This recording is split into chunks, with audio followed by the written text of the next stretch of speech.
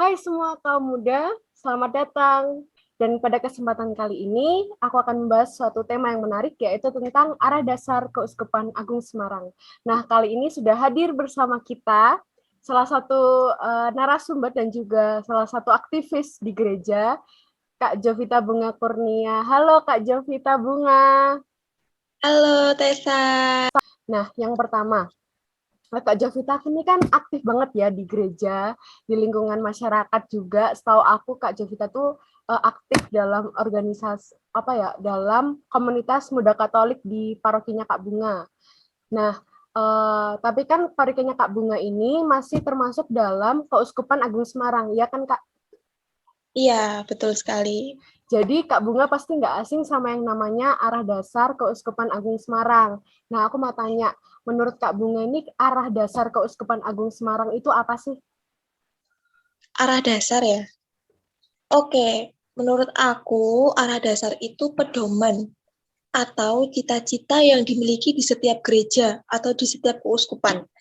Nah, pedoman ini mengajak untuk para umatnya untuk saling saling mengasihi, saling berbagi, kemudian untuk terlibat aktif dalam kegiatan-kegiatan gereja.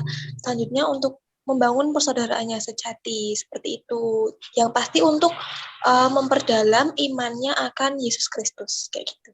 Menurut Wah, saya. penjelasan yang sangat-sangat menarik ya dari Kak Bunga.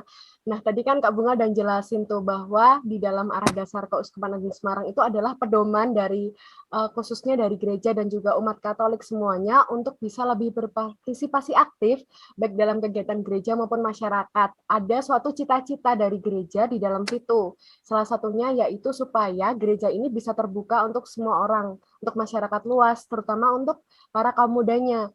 Nah, kalau dari Kak Bunga sendiri nih, menyinggung soal kaum muda, Kak Bunga ini kan juga adalah Kak Jovita, maksud saya. Kak Jovita itu kan juga adalah kaum muda ya, kaum muda yang aktif dalam gereja, dalam masyarakat, dalam segala kegiatan lah pokoknya.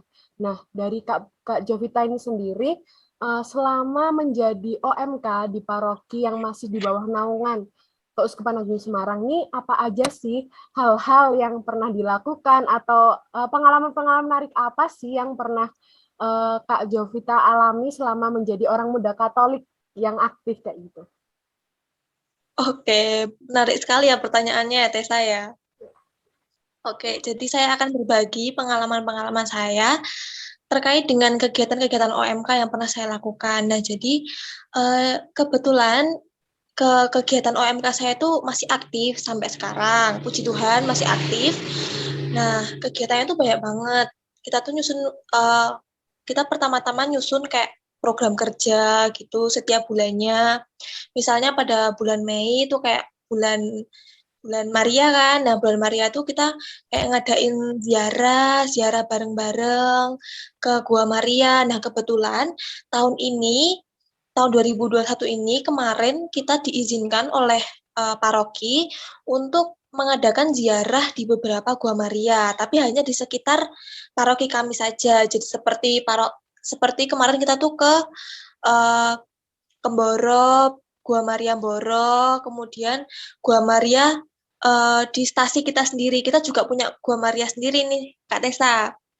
Iya, jadi itu salah satu program kerja kita. Kemudian ada juga kita tuh rutin seperti tugas di gereja, seperti tugas kor atau lektor, itu pasti OMK dicatat, atau bisa juga parkir, kita juga ikut terlibat dalam kegiatan-kegiatan di gereja itu. Pokoknya kita berusaha untuk mempertahankan keaktifan OMK di stasi saya, kayak gitu. Wah, menarik sekali. Terus aku ngelihatnya meskipun situasi pandemi gini, tapi kegiatan umat kaum mudanya itu masih tetap aktif gitu ya. Nah, ini bisa menjadi salah satu inspirasi juga buat teman-teman semuanya, kaum-kaum muda Katolik di luar sana.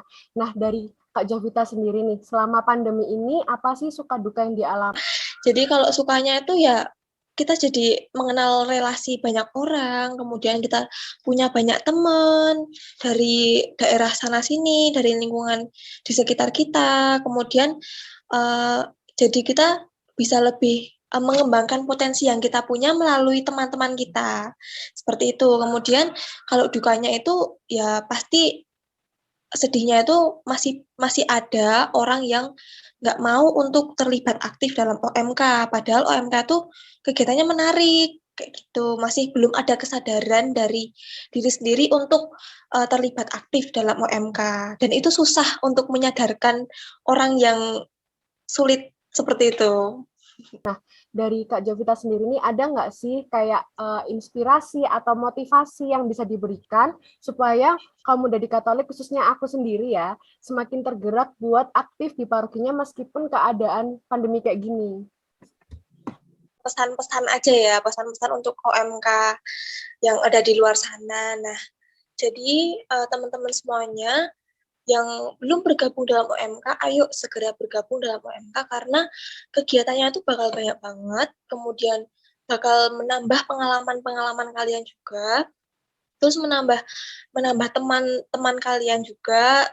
Selain itu, kita sebagai generasi muda pasti akan meneruskan generasi yang sudah tua-tua, jadi jangan biarkan kaum muda ini mati seketika, jangan ya. Kita harus semangat.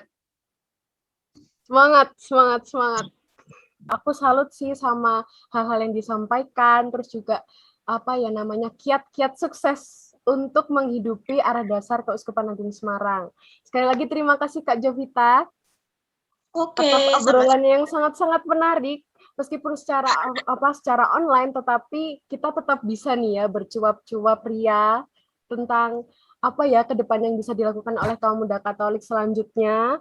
Nah, sekian teman-teman sesi bicara aku bareng Kak Jovita Bunga. Semoga apa yang disampaikan ini bisa menginspirasi dan juga memotivasi kita, terutama kaum muda, untuk semakin menghidupi arah dasar Keuskupan Agung Semarang. Terima kasih Kak Jovita.